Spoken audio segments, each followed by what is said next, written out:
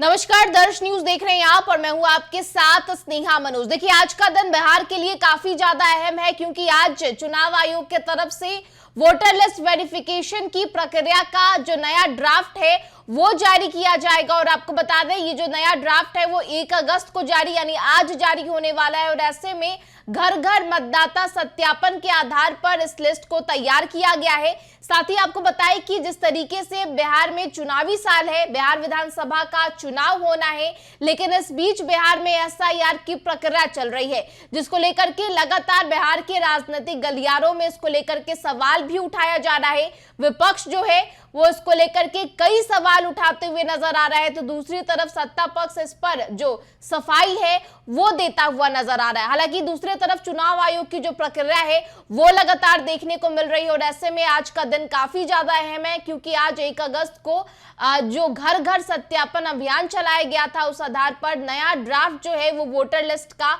वो जारी किया जाएगा। और ऐसे में आपको बताएं कि आज ड्राफ्ट जारी होने के बाद कल से यानी 2 अगस्त से 1 सितंबर 2025 तक अगर किन्हीं को कोई शिकायत है, अगर उनका नाम शामिल नहीं किया गया है या फिर कुछ उन्हें गलती मिलती है अपने वोटर लिस्ट में, तो वो इसकी जो शिकायत है वो कर सकते हैं। और ये जो शिकायत है वो 2 अगस्त से 1 सितंबर के बीच होगी। और ऐसे में लोगों की जो शिकायत है उसका भी निवारण किया जाएगा। साफ तौर पर इसको लेकर के निर्देश भी दिया गया है। साथ ही आपको बताएं कि बिहार के मुख्य निर्वाचन पदाधिकारी विनोद सिंह गुजियाल के निर्देश के अनुसार विशेष कैंप सभी प्रखंड सह अंचल कार्यालयों, नगर निकाय कार्यालयों और नगर परिषद और नगर निगम कार्यालयों में लगाए जाने वाले हैं। यानी 2 अगस्त से 1 सितंबर के बीच इन विशेष कैंपों में सुबह से 10 से शाम 5 बजे तक काम चलेगा।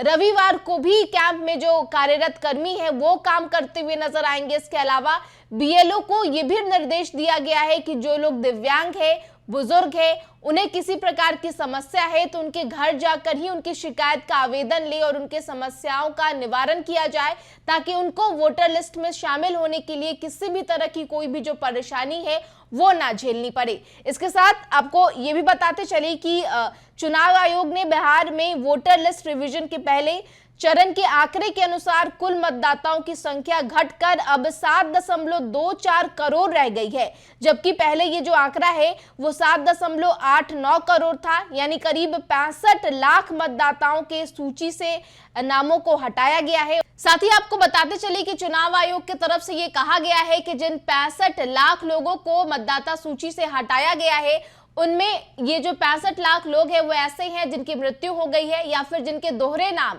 वोटर लिस्ट में शामिल हैं। इसके अलावा जो लोग स्थानांतरण कर लिए गए हैं वो शामिल है। यानी जिन 65 लाख को लोगों को हटाया गया उनमें ऐसे लोगों की जो संख्या है वो साफ तौर पर है। चुनाव आयोग की तरफ से ये कहा गया है। साथ ही आंकड़ों के अनुसार आपको बता दें तो 22 लाख मतदाताओं की मौत हो चुकी है और 36 लाख मतदाता अन्य स्थान पर स्थानांतरित पाए गए हैं। इसके अलावा 7 लाख लोग किसी नए जगह स्थानीय निवासी बन चुके हैं। तो इसी आधार पर जो 65 लाख लोग हैं उनको मतदाता सूची से हटाया गया है। साथ ही आपको बताते चले कि एसआईआर की प्रक्रिया को लेकर के तो 24 जून 2025 को इसे शुरू किया गया था, जिसका मुख्य उद्देश्य फर्जी, दोहराए गए और स्थानांतरित मतदाताओं को सूची से हटाना और नए योग्य मतदाताओं को जोड़ना है। इस कार्य के तहत 7.24 करोड़ मतदाताओं के फॉर्म लिए गए हैं। पहला चरण 25 जुलाई 2025 तक पूरा किया गया है, जिसमें 99.8% लोगों को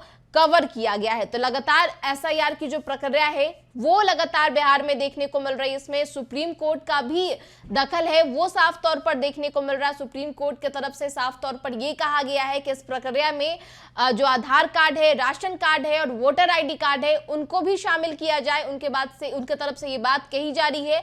हालांकि सुप्रीम कोर्ट ने यह भी कहा गया है कि अगर एसआईआर की प्रक्रिया में कोई भी गड़बड़ी हो तो सुप्रीम कोर्ट ने कहा है कि वो इसे रद्द भी करते हुए नजर आएंगे। हालांकि 12 और 13 अगस्त को सुप्रीम कोर्ट में इस मामले को लेकर की सुनवाई भी होनी है। तो दूसरी तरफ बिहार में लगातार एसआईआर की जो प्रक्रिया है वो जारी है, देखने को मिल रही है। और ऐसे में आज यानी 1 अगस्त का जो दिन है वो काफी ज्यादा महत्वपूर्ण है, क्योंकि चुनाव आयोग की तरफ से वोटर लिस्ट का जो नया ड्राफ्ट है वो जारी किया जाएगा। और ऐसे में लोगों को 1 महीने का भी समय मिलेगा जिसमें लोग अपनी शिकायत जो है वो दर्ज भी करा सकते हैं। फिलहाल इस खबर में इतना ही। तमाम खबरों के लिए बने रहे दर्श न्यूज के साथ। नमस्कार।